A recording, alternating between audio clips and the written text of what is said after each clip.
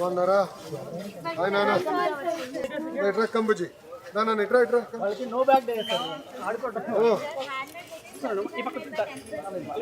మీరే తయారు చేశారా? మీరేంటన్నారు?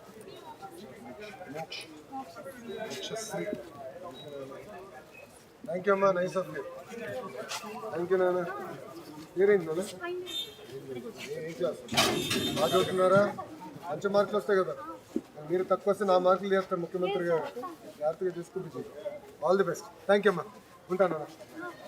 నమస్కారం అమ్మా. నమస్కారం. బాగున్నారా?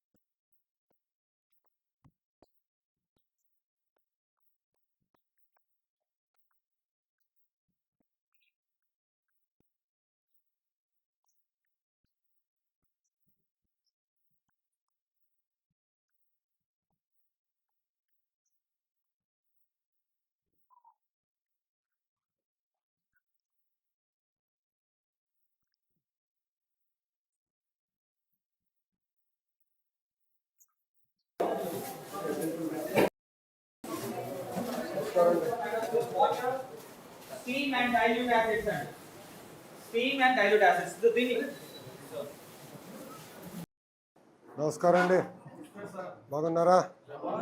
క్షమించాలి డిస్టర్బ్ చేశా. మీరందరూ కూర్చోండి. ఓకే కూర్చోండి అన్న. నమస్కారం నమస్కారం నమస్కారం నమస్కారం నమస్కారం నమస్కారం.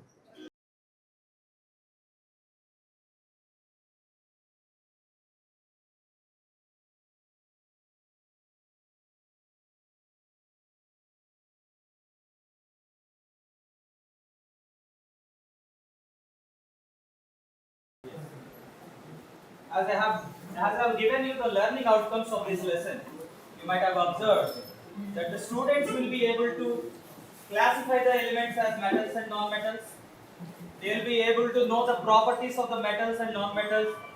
They are also able to say the different properties of metals based on how they react to water, moisture, or steam, or dilute acids, and some salts or some other metals. So with those things, we will try to see how we induce the topic in the students. Students, while we motivate them to make them interesting. So by doing some hands-on experiment with the available resources in our school, in our laboratory, so we can perform those experiments. And our main motto is to make them know the activity series, this which I have already pasted on the board. Our main motto is to make them learn the activity series. ఎలా వచ్చింది activity series, ఎందుకు ఒకటి greater అయింది ఒకటి less అయింది, why అనే topic ని పిల్లలకి చెప్పాలంటే అందులో ఉన్న లాజిక్ ని మనం ఇంట్రడ్యూస్ చేయాలి, పిల్లలకి ఎలాగ ఇన్కల్కేట్ చేయాలి అనే విషయం మీద కొన్ని ఎక్స్పెరిమెంట్స్, నేను ఒక 2 ఎక్స్పెరిమెంట్స్ తీసుకుని ఎక్స్పెరిమెంట్స్ ద్వారా మీకు నేను చేసి చూపించడానికి ప్రయత్నం చేస్తాను. ఇది మీరు స్కూల్కి వెళ్ళిన తర్వాత దీన్ని యాసిడ్ గా రిపీట్ చేయగలిగితే డెఫినెట్లీ పిల్లల్లో ఆ చేంజ్, కెమికల్ చేంజ్ ని అబ్జర్వ్ చేస్తారు. ఆ చేంజ్ ఎప్పుడైతే అబ్జర్వ్ చేస్తారో పిల్లల్లో కంపల్సరీగా అది రికార్డ్ అవుతుంది, విజువల్ గా అది ఎప్పుడైతే కనబడుతుందో వాళ్ళు మర్చిపోరు. సో అదే ప్రశ్న రేపు ఎగ్జామినేషన్ లోకి వచ్చింది అనుకోండి, డెఫినెట్లీ వాటికి ఆన్సర్ క్లియర్ గా వాళ్ళు రాయగలుగుతారు. కాబట్టి ఇదే ఈరోజు మనం చెప్పుకోబోయే. సో ఈరోజు సరే పిల్లడికి అంటే లెసన్లోకి వెళ్ళే ముందు మనం జనరల్గా మనకు కొత్త కొత్త మోడల్స్ వచ్చిందంటే డైరెక్ట్గా లెసన్ చెప్పడం కాదండి. First you have to give some probing questions. పిల్లడికి ఆలోచింపజేసేటట్టుగా ముందు కొన్ని ప్రశ్నలు అడగాలి. ఆ ప్రశ్నల్లో వాడిలో ఉన్నటువంటి ఆలోచనని, వాడు చుట్టుపక్కల ఉన్నటువంటి ఇన్ఫర్మేషన్ని గ్యాదర్ చేయాలి. సో వాడు దాన్ని ఏం చేయాలంటే ప్రోబ్ చేయాలి. ప్రోబ్ చేసి ఇన్ని రకాలుగా దీన్ని ఆన్సర్ చేయొచ్చు అనేటటువంటిది చెప్పగలిగి ఉండాలి. సపోజ్ మనం ఈ వర్షాలు పడుతున్నాయి, మనకి ఇంట్లోకి వెలుపురు వచ్చేస్తుంది, చాలా కాలేజీల్లో స్కూల్లో ఇళ్లలో పైన షేడ్స్ వేస్తుంటారు. ప్లాస్టిక్లు కూడా కొంతమంది వాడుతుంటారు, సింథటిక్ కాలం, కొంతమంది రేకుల షెడ్లు వేస్తుంటారు. అయితే అది ఐరన్ షీట్స్ వేస్తుంటారు, అల్యూమినియం షీట్స్ వేస్తుంటారు, వెరీ గుడ్. కానీ మీరు అడిగే ప్రశ్న ఒకటి కొత్తగా, వై సోడియం కూడా మెటలే కదా, పొటాషియం కూడా మెటలే కదా, why sodium or potassium is not used in making the sheets for shades అనే ప్రశ్న మీరు వేయగలిగారు అనుకోండి, పిల్లడు ఆలోచిస్తాడు, అరే మనకు తెలిసింది ఎప్పుడు కూడా ఐరన్ రేకులు లేకపోతే అల్యూమినియం షీట్సే ఉంటాయి కదా, మరి సోడియం పొటాషియం ఎందుకు వాడకూడదు అనేటటువంటి ప్రశ్న వాడికి వేశారు అనుకోండి, then he will start thinking why, అంటే సోడియం ఎందుకు వాడటం లేదు, కాస్ట్ ఎక్కువ లేదా ఇంకేదైనా ప్రాపర్టీ ఉందా, దెన్ హీ నోస్ దాని యొక్క ప్రాపర్టీ ఏంటనేది వాడికి తెలుసు. సో సోడియం అండ్ పొటాషియం మీరు ఎప్పుడైనా అబ్జర్వ్ చేస్తే, సోడియంని పొరపాటున చిన్న ముక్క తీసుకొని ఒక చిన్న బీకర్లో కనుక ఒక చిన్న ముక్క పడేశారు అనుకోండి, ఏమవుతుందండి, ఇట్ ఈస్ హైలీ రియాక్టివ్ అండి. So it explosive, almost fire అవుతుందండి. వై అన్న ప్రశ్న అడిగితే రియాక్టివ్. ఫైర్ ఎందుకు వచ్చింది, very good, hydrogen gas release అయింది. హైడ్రోజన్ రిలీజ్ అయితే మంట ఎందుకు వచ్చింది, నేను వెలిగించలేదు కదా, very good sir, that is an exothermic reaction.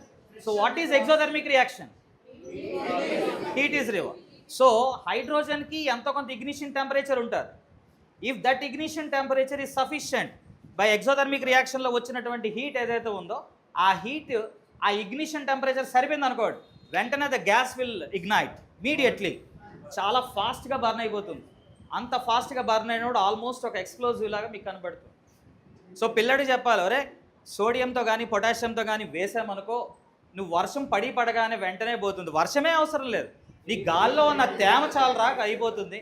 కాబట్టి అన్ని మెటల్స్ ఎస్, సో ఎక్కడ కూడా అంటే అన్ని మెటల్స్ అన్నిటికీ ఉపయోగపడవు. ఎందుకు ఉపయోగపడవు, దానికి ఒక యాక్టివిటీస్, దానికి ఒక రియాక్టివిటీ ఉంటుంది. ఆ రియాక్టివిటీ ఎలా చెప్తారు అనేటటువంటి ప్రశ్న పడుతుంది. అప్పుడు అడుగుతాడు, సార్ అయితే ఎందుకు సార్ అని అడిగారు అనుకోండి, then we will introduce the topic.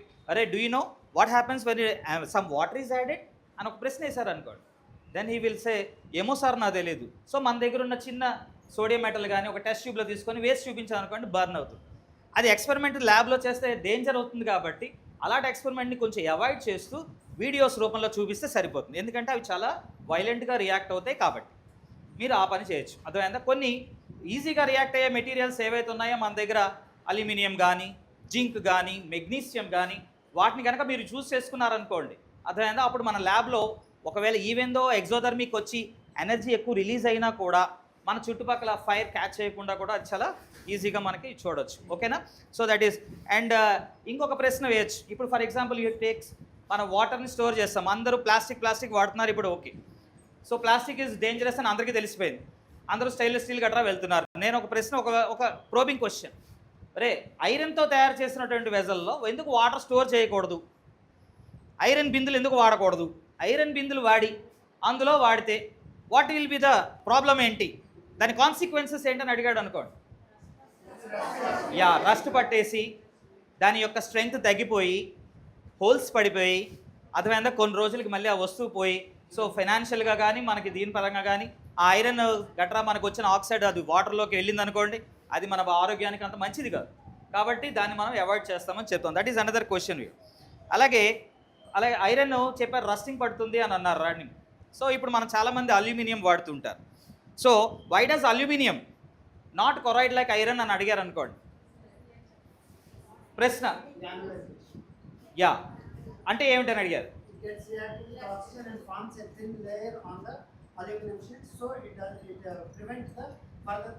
Yes, very good.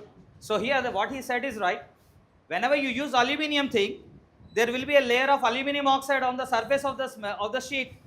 This aluminium oxide will act as an insulator. It will not make the aluminium inside will corrode avukunda adi em cheste prevent chestundi. It will act as a protecting layer andi. ఎప్పుడైతే protecting layer ఉంటుందో further aluminium మరి decompose అవ్వదు, మరి ఇంకా మరి oxidize అవ్వదు. కాబట్టి aluminium is a good choice when compare to iron అని చెప్పచ్చు. అండ్ మనకి ఈజీగా దొరుకుతుంటుంది కూడా. That is one probing question. అలాగే there is one thing called, మీరు ఎప్పుడైనా దిస్ ఇది ఎప్పుడైనా చూసారా అండి ఇలాగా? మెగ్నీషియం రిబ్బన్ అండి. If you see this ribbon, this is a magnesium ribbon, right? We all have in our lab red. Very simple thing. So before we do any experiment, okay, we have to clean it with a sandpaper. And if I say why, same is the case. ఇందాక అల్యూమినియంతో ఎలా జరిగిందో, ఐరన్తో ఎలా జరిగిందో ఇక్కడ కూడా అదే జరుగుతుంది. Magnesium ఆక్సిజన్తో react అయ్యి అది లేయర్ ఫార్మ్ అయిపోతుంది. అది ఒక ప్రొటెక్టెడ్ లేయర్గా ఉంటుంది. కాబట్టి నేను ఇగ్నైట్ చేద్దాం అనుకుంటే ఆ ఇగ్నిషన్ టెంపరేచర్ మెగ్నీషియం మెటల్కి వెళ్ళదు. మెగ్నీషియం ఆక్సైడ్ పొర దాన్ని అడ్డుకుంటుంది అని చెప్తే, ఓహో అంటే ఏదైనా పైన ఆక్సిడేటివ్ పొర ఏదైనా ఏర్పడితే కొన్నిసార్లు అది రియాక్ట్ అవ్వకుండా అడ్డుకుంటుంది.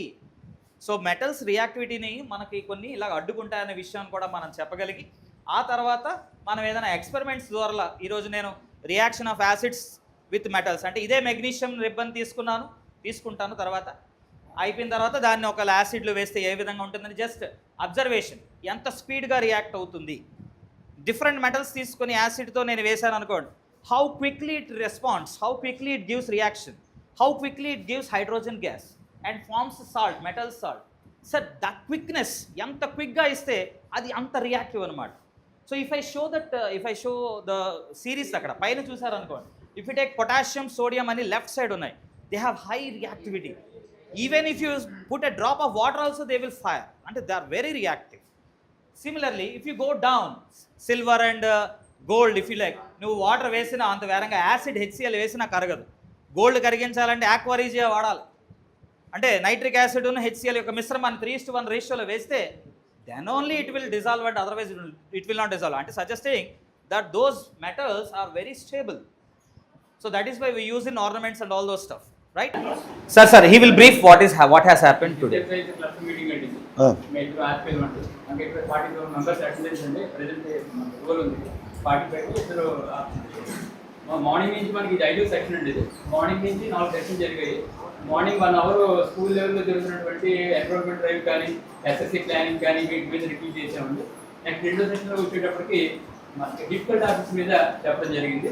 నెక్స్ట్ ఏంటంటే 3వ సెక్షన్లో ప్రశస్త దాని గురించి మాట్లాడడం జరిగిందండి. 3-4 సెక్షన్లో 5వ సెక్షన్ ఇప్పుడు ప్రెజెంట్ మన కొలాబరేటివ్ లెసన్ ప్లానింగ్ అంటే రాబోయే నెలకు సంబంధించి మనం ఒక లెసన్ తీసుకుని దాన్ని ఎలా మనం చెప్పుకోవాలని ఇక్కడ మనం ఆలోచించుకుని దాన్ని మనం కాంప్లెక్స్ లెవెల్ నుంచి స్కూల్ లెవెల్కి తీసుకెళ్ళి స్కూల్లో ఈ రకంగా మేము పిల్లలకి ఎడ్యుకేట్ చేయడానికి, బాగా పాఠాలు చెప్పడానికి ఈ ప్లాట్ఫామ్ వాడుకుంటున్నామండి. ప్రెజెంట్ ఇప్పటిదాకా జరిగింది అయితే ఇదండి.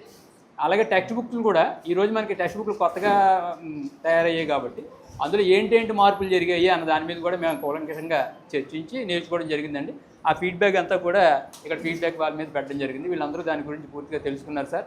ఆ టెక్స్ట్ బుక్లో మనకి లాస్ట్లో ఏఐని కూడా ఎలా వాడాలి అని పిల్లలకి ఇప్పటి నుంచే నేర్పే సొసైటీ రేపు పొద్దున వాళ్ళు బాగా ఉపయోగపడుతున్న ఉద్దేశంలో లాస్ట్లో పెట్టడం జరిగింది. అలాగే ఎక్కువ అలవాటు అయిపోతే హోంవర్క్ కూడా ఏఐ చేస్తుంది, అది ప్రమాదం ఉంది. పాజిటివ్ జాగ్రత్తగా ఉండాలి. అవును, ఆ రకంగా మార్పు జరిగిందండి టెక్స్ట్ బుక్. అమ్మా అంటే మంచికి వాడుకుంటే బోను, చెడుకు వాడుకుంటే నేను అంతే అమ్మా. ఎనీథింగ్ ఇప్పుడు జీవితంలో anything use for good it is good, చెడుకు కూడా వాడచ్చు కదా. కొంచెం ముందరికి వస్తా. అందరూ చూస్తే చాలా ఆనందంగా ఉంది, ఎందుకంటే క్లస్టర్ మీటింగ్ నేను మొదటిసారి పాల్గొనడం జరుగుతుంది. ఎప్పుడు మేము రిఫార్మ్ తీసుకొద్దామనే ఆలోచనలో ఉన్నాం. నేను యువగలం పాదయాత్రలో కూడా అనేక మంది ఉపాధ్యాయులను కలిశాను, నేరుగా ఇష్యూస్ తెలుసుకునే అవకాశం కలిగింది. అప్పుడు మనోళ్ళు ఇచ్చిన సూచనల మేరకే మార్పులు చేర్పులు చేసుకుంటూ వచ్చాం. మీరు చూస్తే మొదటి సంవత్సరంలో అనేక సంస్కరణలు తీసుకొచ్చాం. ఎందుకంటే ప్రజాప్రభుత్వం వచ్చి 2 సంవత్సరాలు అయింది. తీసుకొచ్చిన సంస్కరణలు మొన్న జరిగిన ఎగ్జామ్లో కొంతమేరకు ఫలితాలు వచ్చినాయి. నేను సంతృప్తి చెందానా? నేనైతే చెందాను, కానీ ముఖ్యమంత్రి గారు చెందలేదు. ముఖ్యమంత్రి గారు ఏమంటే 100కి 100% రావాలి కదా. ఎందుకంటే ఈరోజు ఎవరికి లేని క్వాలిఫైడ్ టీచర్స్, ఇప్పుడు మీరు అందరూ కష్టపడి పరీక్షలు రాసి డిఎస్సి రాసి వచ్చినవారు, ఎవరో కాగితమైన పేర్లు ఇస్తే వచ్చినవారు కాదు, మీరందరూ డిఎస్సి బ్యాచెస్. సో చాలా కష్టపడి హైలీ క్వాలిఫైడ్ టీచర్స్. అనేక కారణాల వల్ల మనం ఇబ్బంది పడిన విషయం వాస్తవం. ఇప్పుడు అవన్నీ సరిదిద్దాం. ఇప్పుడు నేను మిమ్మల్ని అందరూ ఉపాధ్యాయులందరినీ కోరేది కూడా ఏంటంటే లెర్నింగ్ అవుట్కమ్స్ పైన ఎక్కువ శ్రద్ధ పెడదాం. ఇప్పుడు మాస్టర్ గారు చెప్పారు, ఎట్లా పిల్లల్ని ఆలోచపరిచే విధంగా ఎలా పాఠాలు చెప్పాలి, ప్రాక్టికల్ అప్లికేషన్స్కి ఎట్లా తీసుకెళ్ళాలి అనేది చాలా చాలా అవసరం. సో అది మీరు ఎక్కువ శ్రద్ధ పెట్టాలి. రెండో విషయం, జనరేషన్ టు జనరేషన్ సెన్సిటివిటీ పెరిగిపోయింది. నేను స్కూల్కి వెళ్ళినప్పుడు స్కూల్లో నేను అల్లరి, మా టీచర్ గట్టిగా 2 బీకేది, నన్ను కొట్టేది. మా క్లాస్లో ఎగ్జాంపుల్ చేసాం కూడా నన్ను ఎక్కువ కొట్టేవారు. మేము ఇట్లా దులిపేసుకుని మళ్ళీ మేము పని చేస్తున్నాం. కానీ 2 తరం 3 తరాలు మారేగల ఏమైందంటే సెన్సిటివిటీ పెరిగింది. పిల్లలు కూడా మారుతున్నారు. అది మనం అర్థం చేసుకోవాల్సిన అవసరం ఉంది. ఎందుకంటే మేము గతంలో ఇట్లనే చేసాం కనుక అదేం పని చేస్తాం కాదు. ఇప్పుడు పిల్లలు కూడా ఏంటంటే ఇప్పుడు ఏఐ అనండి, వేరే మార్గాలు అనుకోండి, పిల్లలు కూడా ఆలోచన మారింది. వాళ్ళు మనం తిప్పి వాళ్ళ డౌట్స్ అడిగే పరిస్థితి వచ్చింది. అది రావాలి. మాకు ఇంట్లో ఒకప్పుడు చెప్పేవారు, ఉపాధ్యాయులు ఏం మాట్లాడొద్దు, ఏం ప్రశ్న అడగద్దని. ఇప్పుడు అది వర్తించదమ్మా. పిల్లలు అడుగుతారు, పిల్లలు మనకి క్విజ్ చేస్తారు. ఎందుకు మా ఇంట్లో మావాడే నన్ను అడుగుతాడు, నన్నే క్రాస్ క్వశ్చనింగ్ చేస్తాడు. మావాడు జెన్జీ గురించి అడిగితే వాడికి అభిప్రాయం ఉంది జెన్జీ పైన కూడా. అంటే వాళ్ళకి అంత అవగాహన ఉంది. నేను అదే నవ్వుకున్నా, వాడు వయసు నాకేం తెలుసు, క్రికెట్ ఆడతాం, వర్షాలు ఎప్పుడు పడితే చూస్తే స్కూల్లో ఎగ్గొట్టచ్చని ఆలోచన ఉండేది. ఆ తరం మేము, ఈ తరం వచ్చి నెక్స్ట్ లెవెల్కి వెళ్ళాం. సో మారుతున్న తరుణంలో పిల్లల్ని కూడా బాగా మోటివేట్ చేయాలన్న. మీతో అండగా ప్రభుత్వం ఉంటుంది. One thing please be very clear, ఏ సమస్య ఉన్నా ఎవ్రీ ఫ్రైడే మీరు ఎట్టుకో ఇక్కడ కలుస్తున్నారు, మీ తరపున వాళ్ళు వచ్చి కూడా ఎవ్రీ ఫ్రైడే కమిషనర్ గారిని కలుస్తున్నారు. Any issues are there, we are resolving it. Continuous process. కొత్తది తీసుకొస్తాం, కొత్త సమస్య వస్తున్నాయి, అవి మేము చూసుకుంటాం. అది మా బాధ్యత. నేను మిమ్మల్ని కోరేది లెర్నింగ్ అవుట్కమ్స్ చూపించండి అమ్మ. That is the hall mark of a good school. నేను అదే ఎప్పుడు మా టీంకి చెప్తా ఉన్నాను. నేను భారతీయ విద్యా భవన్కి వెళ్ళా. భారతీయ విద్యా భవన్లో మా తర్వాత క్యాంపస్ ఐ థింక్ 8th క్లాస్లో క్యాంపస్ 8th క్లాస్ వరకు ఇంత ఇన్ఫ్రాస్ట్రక్చర్ కూడా మాకు లేదండి. ఇంత ఇన్ఫ్రాస్ట్రక్చర్ కూడా లేదు. కరెక్ట్గా 3 అడుగుల వరకు గోడ ఉండేది, కేన్ కట్టేవారు, పైన రేకుల షెడ్ మరి. సో ఇన్ఫ్రాస్ట్రక్చర్ పర్ఫెక్ట్ అయిందని నేను అన్ను. డెఫినెట్గా ఇంకా ఖర్చు పెట్టాలి, కానీ ముందరికి ఇప్పటికీ చాలా మెరుగుపరిచాం. ఇన్వెస్ట్మెంట్స్ అవుతున్నాయి, ఇంకా చేస్తాం. హై స్కూల్స్ పైన పెడుతున్నాం, సిఎస్ఆర్ డబ్బులు తీసుకొస్తున్నాం, రాష్ట్ర ప్రభుత్వ నిధులు జోడిస్తాం, ఇంకా చేస్తాం. అది హార్డ్వేర్తోనే సమస్య పరిష్కారం. అది సాఫ్ట్వేర్ చాలా చాలా ముఖ్యం. అది మీరు చాలా కీలకమైన పాత్ర వహిస్తున్నారు. సో అందుకే పిల్లలు ఆలోచించే విధంగా క్రిటికల్ అనలిటికల్ థింకింగ్ వచ్చే విధంగా దయచేసి మోటివేట్ చేయండి. నంబర్ 1. రెండోది, పిల్లల్లో రెసిలియన్స్ పెంచాలమ్మా. ఫెయిల్ అన్న పదం తట్టుకోలేకపోతున్నారు ఈ తరం. అందుకే ఎక్కడికి వెళ్ళినా ఫెయిల్ అంటే ఫస్ట్ అటెంప్ట్ ఇన్ లెర్నింగ్ అంటున్నా. First attempt in learning. ఇప్పుడు నేను కూడా 2019లో ఓడిపోయినవాడు. మొదటిసారి పోటీ చేసినప్పుడు ఓడిపోయా. నేను కూడా బాధపడ్డా, కానీ అది నన్ను ఎప్పుడు వెనక ఆగల. నాలో కసి పెంచింది. 80% పోరాడాలి, అక్కడ నిలబడాలి, గెలవాలని తాపత్రయం నాలో వచ్చింది. ఆ కసి రావాలి. అది పిల్లలకి మీరు కూడా మోటివేట్ చేయాలి. ఎందుకంటే మనకు వచ్చే పిల్లలు కూడా డిఫరెంట్ బ్యాక్గ్రౌండ్స్ నుంచి వస్తారు. చాలామంది బ్రోకన్ హౌస్ హోల్డ్స్ నుంచి వస్తారు. ఆల్కహాలిక్ ఫాదర్ ఉండొచ్చు. నేను ఒక ప్రభుత్వ జూనియర్ కళాశాలకు వెళ్తే పాపతో అప్పుడే మేము మధ్యాహ్నం భోజనం పెట్టాం. ఈ ప్రభుత్వం, మన ప్రభుత్వం వచ్చిన ఆ చెల్లి చెప్తే బాధ వేసింది. తల్లిదండ్రులు చిన్న వయసులో చనిపోయారు. అమ్మమ్మ దగ్గర పెరుగుతుంది.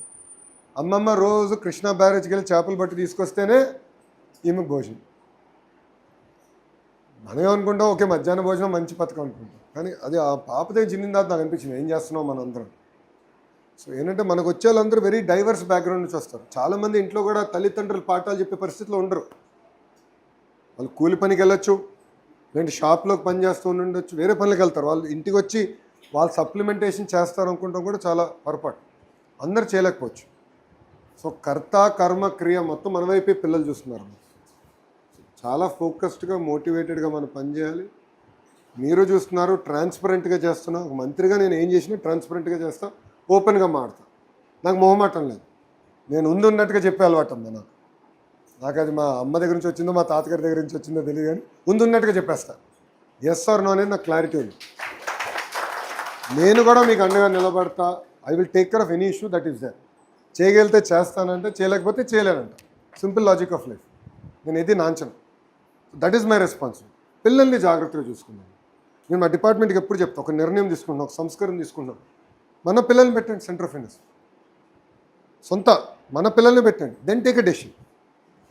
నేను మీకు చాలా కాంటెక్స్ట్ వస్తుంది. మీకు పని ఒత్తిడి ఉంటుంది కాదన్నట్లా, లెసన్ ప్లాన్లు ఉంటాయి మీకు కొన్ని. ఇప్పుడు ప్రతిరోజు ఇంత మంచి రోజు ఉండదు, గుడ్ డేస్ ఉంటాయి, బ్యాడ్ డేస్ ఉంటాయి. కానీ ఓర్పు సహనంతో పిల్లల్ని మోటివేట్ చేయాలి.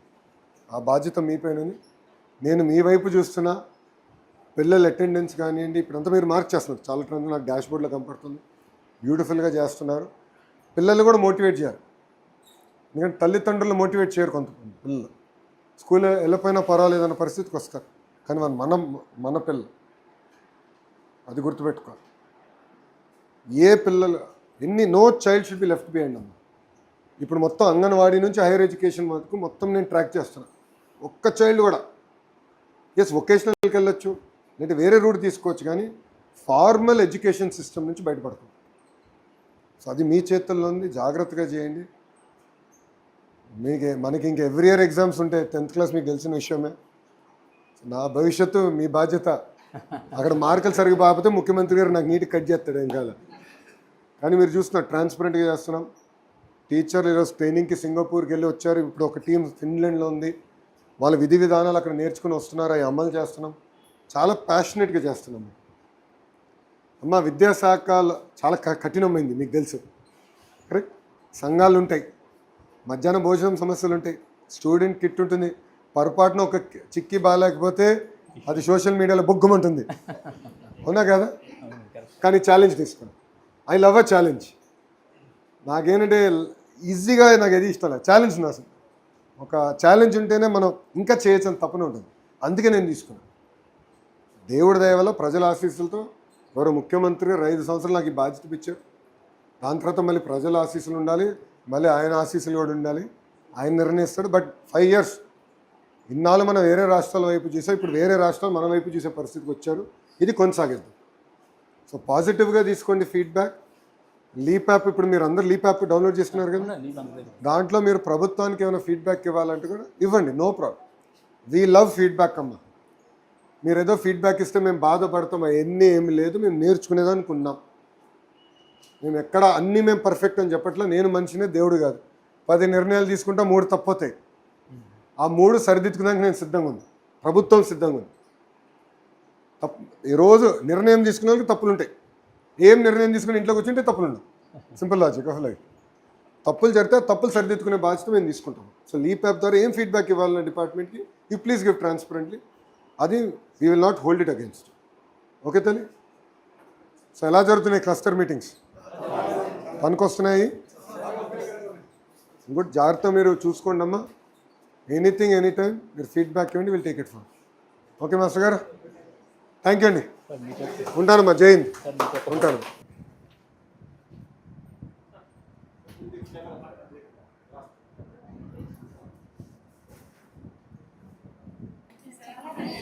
తల్లి ఉంటానమ్మా, వెళ్ళొస్తానమ్మా తల్లి.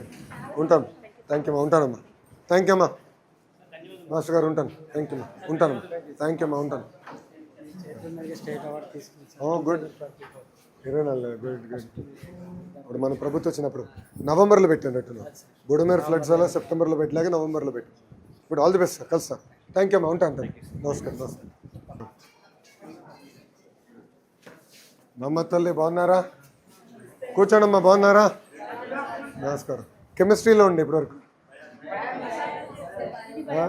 ఇది బయాలజీ, అటు కెమిస్ట్రీలో ఉన్నాను అంటున్నా.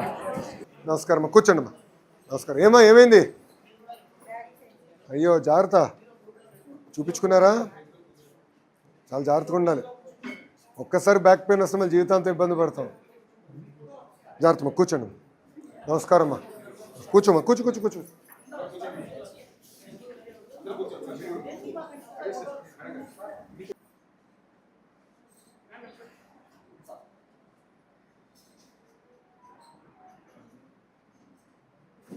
సార్, మా 6th క్లాస్ స్టూడెంట్స్ అందరి తరఫున మీకు ప్రత్యేక ధన్యవాదాలు సార్.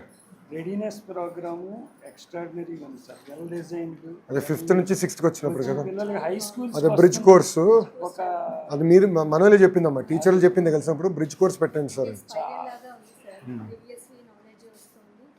నెక్స్ట్ రాబోయే వాళ్ళు చదువుకోబోయేది కూడా వాళ్ళు ఇప్పుడు కొంత నాలెడ్జ్ అది చాలా అవసరం. ఎందుకంటే నేను కూడా 10th తర్వాత నేను ఒక ఎగ్జామ్ తీసుకున్నాను. ఎక్కడెక్కడ నా వీక్నెస్ ఉన్నాయో అక్కడ తెలుసుకుని దానిపైన నేను ఎక్కువ శ్రద్ధ పెట్టాను కదా. సో నాకు 11th 12th అందుకే ఈజీ అయింది. మళ్ళీ అక్కడ నుంచి ఇంజనీరింగ్ చాలా తేలికైంది. సో ఫండమెంటల్ స్ట్రాంగ్ అవ్వాలి. సో అదేంటే ఈవెన్చువల్లీ ఏంటంటే బ్రిడ్జ్ కోర్స్ ఇర్రెలవెంట్ చేయాలి. నా థియరీ ఏంటంటే అంగన్వాడీ నుంచి కరెక్ట్గా మనం తీసుకొచ్చి ఫస్ట్ క్లాస్ ట్రాన్సిషన్, ఈ ట్రాన్సిషన్ పక్కడబందిగా జరిగితే ఇంకా బ్రిడ్జ్ కోర్స్ అవసరం ఉండకూడదు. అది నా థియరీ. బట్ అది 1 సంవత్సరంలో అయ్యేది కాదు. అది కనీసం ఒక 5-7 సంవత్సరాలు స్మూత్గా చేయాలి. లోవర్ క్లాస్ నుంచి హై స్కూల్కి ఒకసారి వచ్చిన పిల్లలకి టెన్షన్ లేకుండా స్మూత్గా చేయాలి. ఈ ఫస్ట్ 1.5 month రీకాల్ చేసుకోవడానికి బాగుంది. చిన్న చిన్న వర్డ్స్ ద్వారా వాళ్ళని స్మూత్గా నెక్స్ట్ లెసన్స్ వెళ్ళడం. హై స్కూల్ ఎన్విరాన్మెంట్ లాగా కాకుండా ఎలిమెంటరీ ఎన్విరాన్మెంటే హై స్కూల్లో ఉండేటట్టుగా వాళ్ళు ఫీల్ అవుతున్నారు. సరదాగా హ్యాపీగా నెక్స్ట్ లెసన్స్కి వెళ్ళిపోతారు. జాగ్రత్త చూసుకోండి. అయితే వీడియో కాన్ఫరెన్స్ ఉంది, వెళ్తాం. కూర్చోండి అందరు కూర్చోండి దయచేసి. ఉంటాను తల్లి, ఉంటాను. థ్యాంక్ యూ అమ్మా. అది ఎస్సీఆర్టీకి బాధ్యత పెట్టాం. అవునమ్మా, అదే మూమెంట్ కూడా కరెక్ట్గా స్మూత్గా జరగాలని మన తప్ప. ఉంటాను మాస్టర్. థ్యాంక్ యూ అమ్మా. ఉంటాను. థ్యాంక్ యూ అమ్మా. తల్లి ఉంటానమ్మా. ఉంటానమ్మా. వెళ్ళొస్తా తల్లి. నమస్కారం. బాగున్నారా? మ్యాథ్స్ మాస్టరా? నమస్కారం సార్. బాగున్నారా? చాలా టఫ్ సబ్జెక్ట్. కూర్చోండి.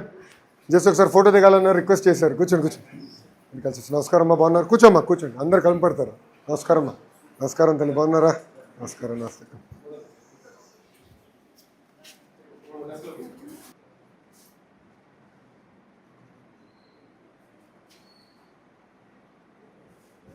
థ్యాంక్ యూ అమ్మా. కూర్చోండి దయచేసి అందరు కూర్చోండి. కూర్చోండి మాస్టర్. ఏమైనా పనికి వస్తున్నాయా క్లస్టర్ మీటింగ్లు? కూర్చోమ్మా దయచేసి అందరు కూర్చోండి. ఏమైనా నేర్చుకుంటున్నారా? ఎవ్రీ క్లస్టర్ మీటింగ్ వచ్చినప్పుడు కొత్తది ఏం నేర్పిస్తున్నారా? పనికి వస్తుందా? ఆల్ ది బెస్ట్ అమ్మా. జాగ్రత్త చూసుకోండి. పిల్లల్ని తీర్చిదిద్దాం మన బాధ్యత. సో మన చేతుల్లో ఉన్నారు. మన పిల్లల్ని జాగ్రత్తగా చూసుకోవాలి. చాలామంది పిల్లలు ఇంటికి వెళ్ళిన తర్వాత కూడా తల్లిదండ్రులు ఫీడ్బ్యాక్ ఇచ్చే పరిస్థితుల్లో ఉన్నారు. సో సప్లిమెంటేషన్ ఉండదు. సో కర్త కర్మ క్రియ మొత్తం మనమే. సో ఎక్కువ శ్రద్ధ పెట్టండి. ఎవరైతే ఇంకెక్కువ హ్యాండ్ హోల్డింగ్ కావాలో పిల్లలు, ఇప్పుడు మనకి క్లాస్లో తెలిసిపోతుంది. జనరల్గా ఫాస్ట్గా నేర్చుకునే వాళ్ళు ఉంటారు, కొంత మీడియంగా ఉంటారు, కొంతమంది హ్యాండ్ హోల్డింగ్ కావాలి. ఆ హ్యాండ్ హోల్డింగ్ పిల్లలపైన ఎక్కువ శ్రద్ధ పెట్టండి అమ్మ దయచేసి. ఓకే, సో దట్ ట్రాన్సిషన్ కూడా స్మూత్గా అవుతుంది. ఓకే అమ్మా. ఉంటాను తల్లి. థ్యాంక్ యూ అమ్మా. జై హింద్. థ్యాంక్ యూ అమ్మా. ఉంటాం. బాగున్నారా? వస్తే వస్తుంది. ఇదేం సబ్జెక్టు? Social studies. గుడ్. బాగున్నారా తల్లి? కూర్చోమ్మా దయచేసి. కూర్చోండి కూర్చోండి. నమస్కారం అమ్మా. నమస్తే. కూర్చోండి అమ్మా. అందరు కూర్చోండి. నమస్కారం మాస్టర్. నమస్కారం అయ్య గారు. నమస్కారం. నమస్తే అమ్మా. బాగున్నారా? నమస్కారం అమ్మా. నమస్కారం. నమస్కారం.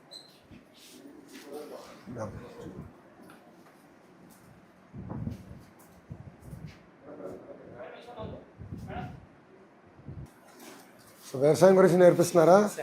కూర్చోండి కూర్చోండి. గుడ్. అమ్మా క్లస్టర్ మీటింగ్లు పనికి వస్తున్నాయా? ఇప్పుడమ్మా జాగ్రత్తగా చూసుకోండి. పిల్లల్ని జాగ్రత్తగా చూసుకోండి. ఆల్ ది బెస్ట్ అమ్మా. ఉంటాను తల్లి. వెళ్ళొస్తాం. థ్యాంక్ యూ అమ్మా. థ్యాంక్ యూ అమ్మా.